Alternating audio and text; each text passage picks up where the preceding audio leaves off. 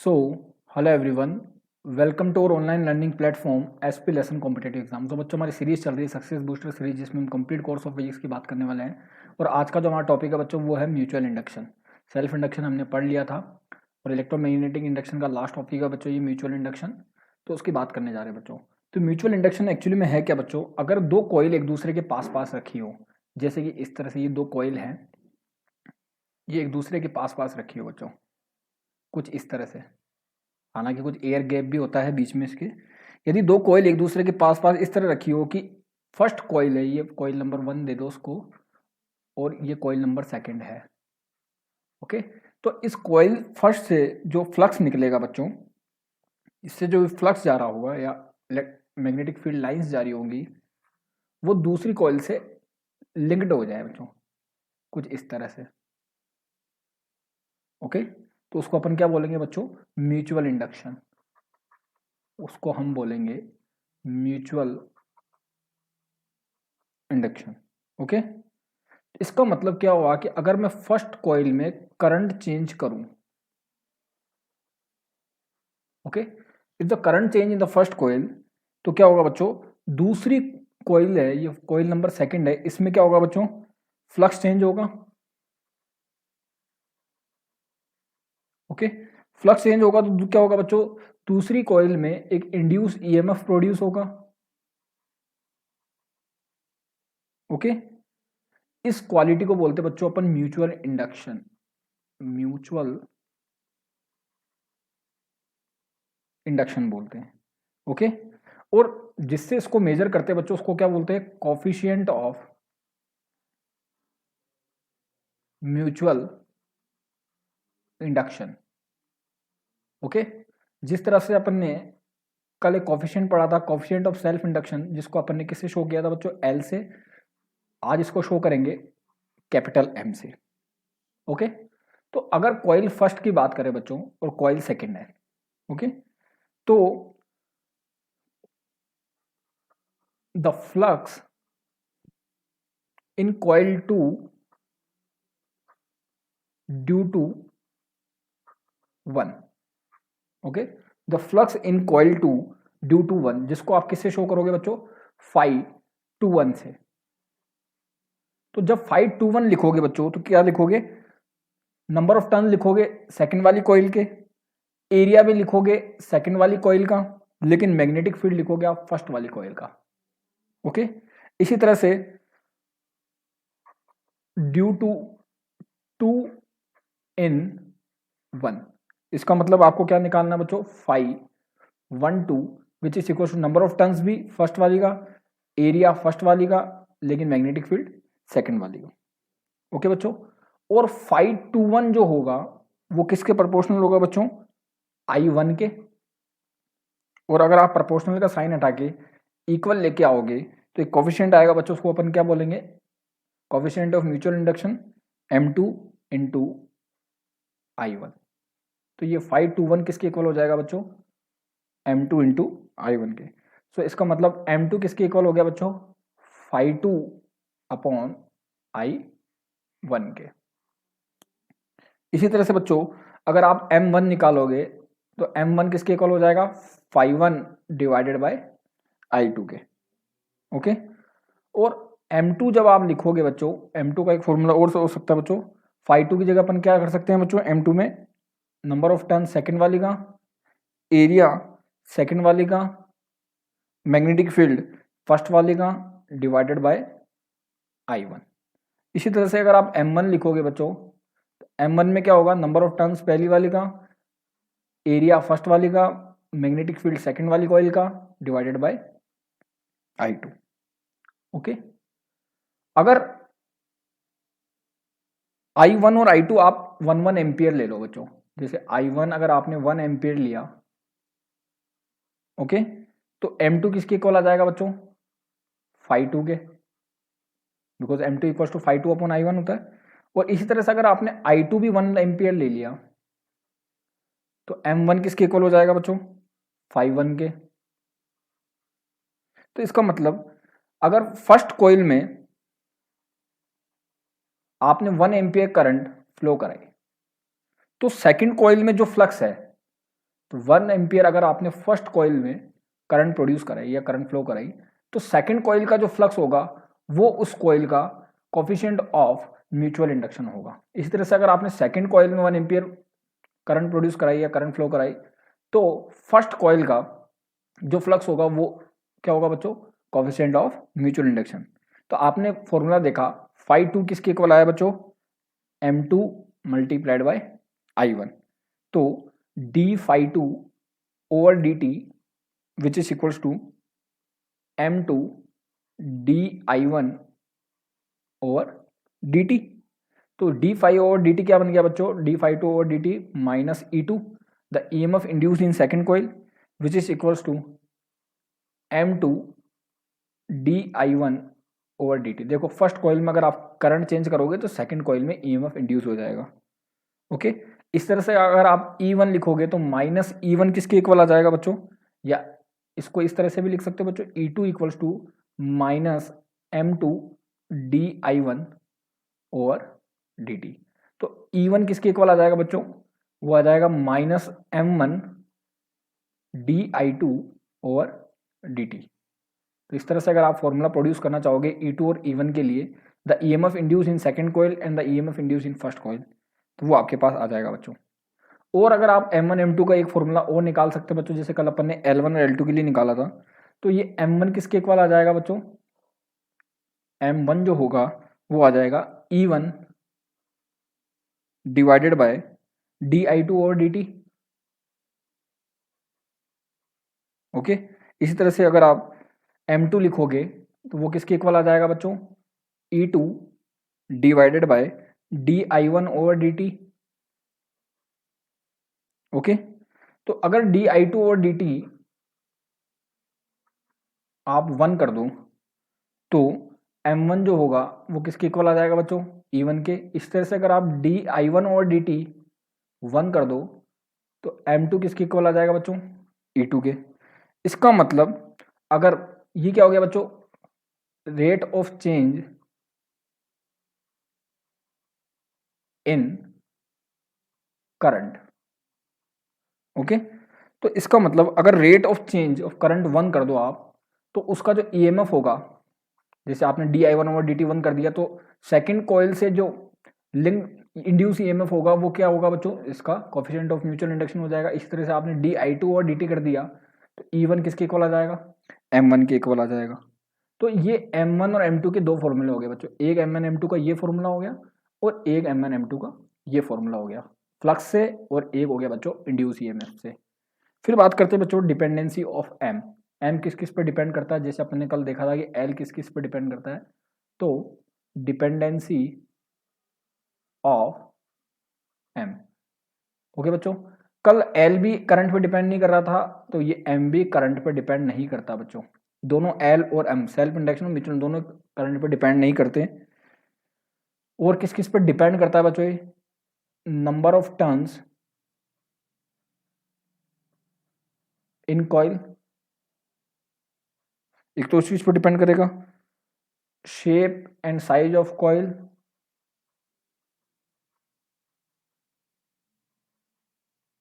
And medium पे भी depend करता है बच्चों ये, और रिलेटिव पोजीशन ऑफ कॉइल। कल ये वर्ड नहीं आया था बच्चों, बिकॉज कल एक ही कॉइल थी, आज कॉइल दो है बच्चों, इसलिए इनकी दोनों की रिलेटिव पोजीशन पे भी डिपेंड करेगा, relative position of coil. Okay बच्चों, तो ये M1 और M2 के फॉर्मूले हुए, और इसके अलावा क्या हो गई, डिपेंडेंसी ऑफ M हो गई। फिर एक नया वर्ड आता है बच्चों, कपलिंग कोफिशिएंट, जिसको आप किससे शो करते हो बच्चों, K से। इसको बोलते हैं अपन coupling coefficient. Okay, coupling coefficient actual में होता क्या है बच्चों, K का जो फॉर्मूला होता है वो होता है कि the flux passing through second coil divided by flux outgoing from primary coil या फर्स्ट कॉइल, ये इसका फॉर्मूला होता है बच्चों के का। के और एम में क्या रिलेशन होता है बच्चों, एम इक्वल्स टू होता है के रूट L1 L2। ये आपको याद रखना है बच्चों, इस पर डायरेक्टली क्वेश्चन आता है। एम इक्वल्स टू क्या होता है, के रूट L1 L2। ओके बच्चों, अभी के का क्या होगा बच्चों, कुछ अलग अलग सिचुएशन में अलग अलग वैल्यू आती है। जैसे अगर दो कोयल एक दूसरे के ऊपर ऐसे सुपर इम्पोज्ड हो, कुछ इस तरह से, मतलब इनके बीच में एयर गैप नहीं हो बच्चों। ओके, इस पोजीशन में के जो होता है बच्चों वो क्या आता है, 1 आता है, और जो एम होगा वो मैक्सिमम होगा, और उसकी जो वैल्यू आएगी बच्चों, के की वैल्यू 1 रख दोगे तो ये किसके इक्वल आ जाएगा, रूट L1 L2 के। ओके बच्चों, और अगर दो कॉइल इस तरह से सिचुएटेड हो बच्चों कि उनके बीच में थोड़ा सा एयर गैप हो, कुछ इस तरह से, तो इनके बीच में ये सेंटर टैप होता है बच्चों, ट्रांसफॉर्मर इसी पे बेस्ड होता है। ओके, तो ये प्राइमरी कॉइल है और ये सेकेंडरी कॉइल है। ओके, और ये इसमें नंबर ऑफ टर्न्स हो गया NP, उसमें नंबर ऑफ टर्न हो गया NS। ओके बच्चों, ट्रांसफॉर्मर भी म्यूचुअल इंडक्शन पे बेस्ड है, और ये जो इनके बीच का डिस्टेंस हो गया ये आप डी कंसिडर कर लो, और ये बीच का अपन इसको क्या बोलेंगे बच्चों, एयर गैप। ओके, इस पोजीशन में के जो आता है बच्चों वो 1 से कम आता है, और आपका जो फॉर्मूला होगा एम इक्वल्स टू वो क्या आ जाएगा, के रूट L1 L2। अब अगर बच्चों जैसे जैसे आप डिस्टेंस कम करोगे तो के की वैल्यू इंक्रीज होगी, और के इंक्रीज होगा तो एम इंक्रीज होगा। और यहाँ पे देखा आपने बच्चों, डिस्टेंस यहाँ पे 0 है दोनों के बीच में, तो के 1 हो गया तो एम क्या हो गया बच्चों, मैक्सिमम हो गया। तो इस तरह से अगर आप डिस्टेंस कम करोगे तो के की वैल्यू बढ़ेगी, और के की वैल्यू इंक्रीज होगी तो एम इंक्रीज होगा बच्चों। ओके, और अगर कोयल के जो प्लेन है वो एक दूसरे के परपेंडिकुलर हो जाए, परपेंडिकुलर कैसे होगा बच्चों, जैसे प्राइमरी कोयल इस तरह से है, ओके, और सेकेंडरी कोयल जो हो बच्चों वो कुछ इस तरह से हो जाए। ओके, तो इस पोजीशन में क्या होगा, जब एक दूसरे के परपेंडिकुलर होंगे बच्चों ये इनके प्लेन, तो के की जो वैल्यू आएगी बच्चों वो क्या आएगी, 0 आएगी, और जब के 0 होगा तो एम क्या होगा बच्चों, 0 होगा। ओके, अब बच्चों कुछ रिजल्ट आते हैं, हर एक शेप के लिए अलग अलग अलग आता है। तो हम बात करेंगे सबसे पहले दो सर्कुलर कॉइल के लिए म्यूचुअल इंडक्शन कैसे निकालें। ओके बच्चों, तो सबसे पहले हेडिंग क्या आएगी, mutual induction due to two circular coil. तो पहले आप इसको ऐसे बना लेते हैं बच्चों। ओके, इसमें जो इसकी जो रेडियस है बच्चों वो R1 ले लेते हैं, और इसकी जो रेडियस है बच्चों वो R2। इसमें जो नंबर ऑफ टर्न्स है वो N1 है, और इसमें जो नंबर ऑफ टर्न्स है वो N2 है बच्चों।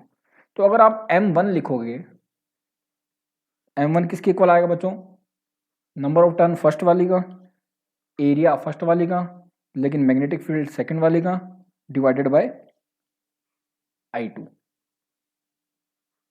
ओके बच्चों, तो M1 which is equal to N1, area लिखोगे बच्चों पाई R1 स्क्वायर, और B2 लिखोगे बच्चों, मतलब magnetic field link with second वाली के लिए क्या लिखोगे बच्चों, म्यू नॉट NI और 2R होता है कोयल के लिए, तो mu naught N2 I2 divided by 2R2। Okay, और डिवाइड में क्या चल रहा है बच्चों, I2। देखो आप I2 से I2 यहाँ कैंसिल हो रहा है, M I पे डिपेंड नहीं करेगा बच्चों। तो M1 का जो फॉर्मूला आएगा आपके पास वो कितना आएगा बच्चों, mu naught N1 N2 pi R1 square divided by 2R2। Okay, square नहीं है, 2R2। तो जनरली ये नहीं पूछता है कि इसका म्यूचुअल इंडक्शन कितना आएगा, वो पूछता है किसके डायरेक्टली प्रोपोर्शनल होगा। तो यहाँ पे ये डायरेक्टली प्रोपोर्शनल होता है R1 square divided by R2 के। ये रिजल्ट पूछता है बच्चों डायरेक्ट, और ये रिजल्ट आपको रिमाइंड भी रखना है। इसको कर देते हैं मोस्ट इंपॉर्टेंट। ओके, अब ये तो हुआ बच्चों M1। इस तरह से अगर आप M2 निकालोगे, M2 कैसे आएगा बच्चों?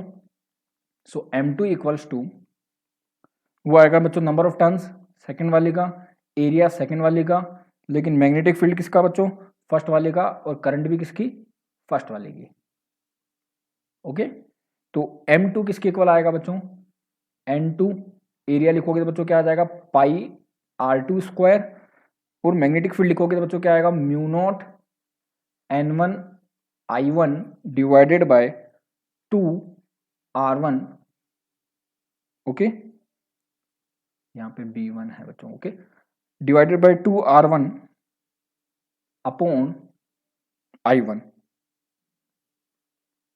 ओके, फिर N2, अब I1 से I1 तो कैंसिल आउट हो गया बच्चों, तो M2 किसकी इक्वल आ जाएगा? म्यू नॉट N1 N2 पाई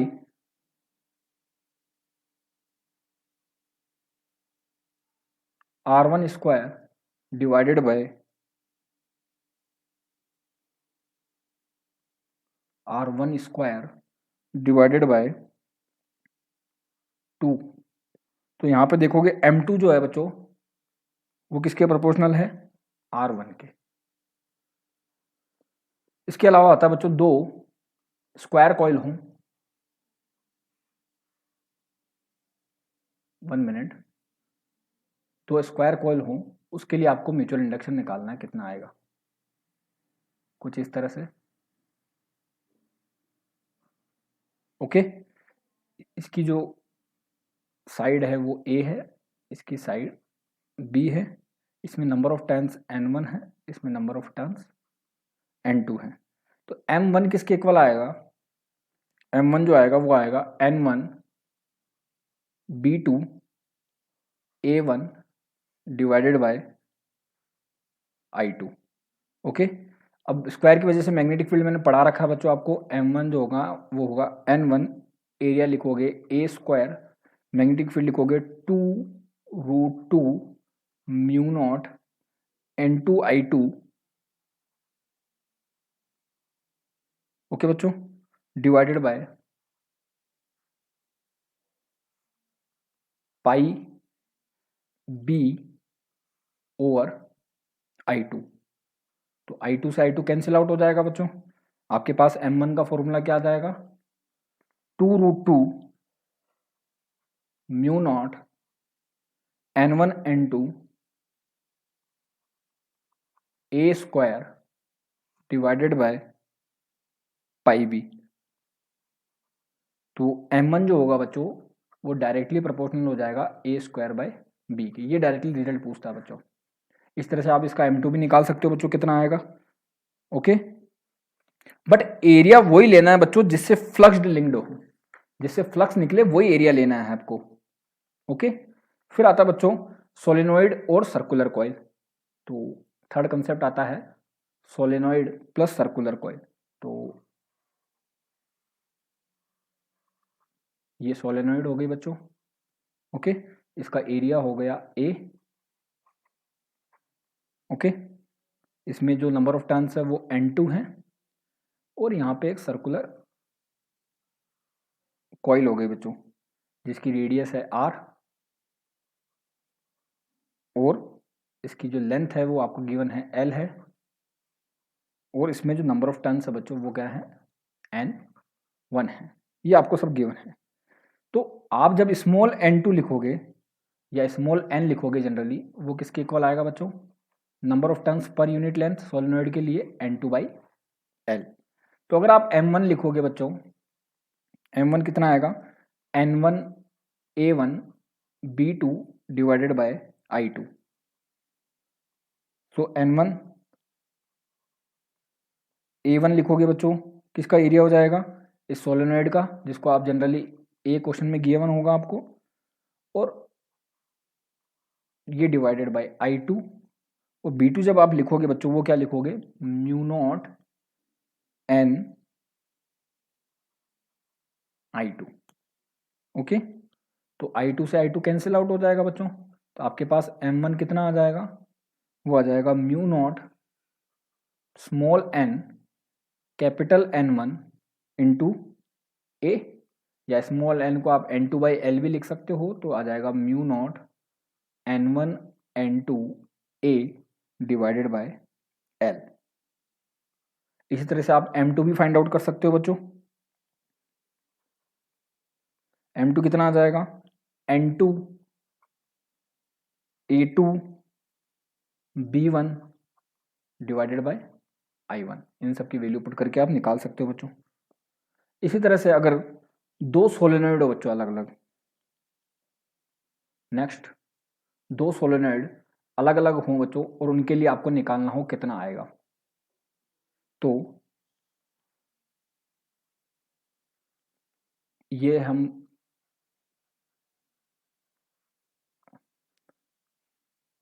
इनकी एक्सिस एक ही है बच्चों, ओके।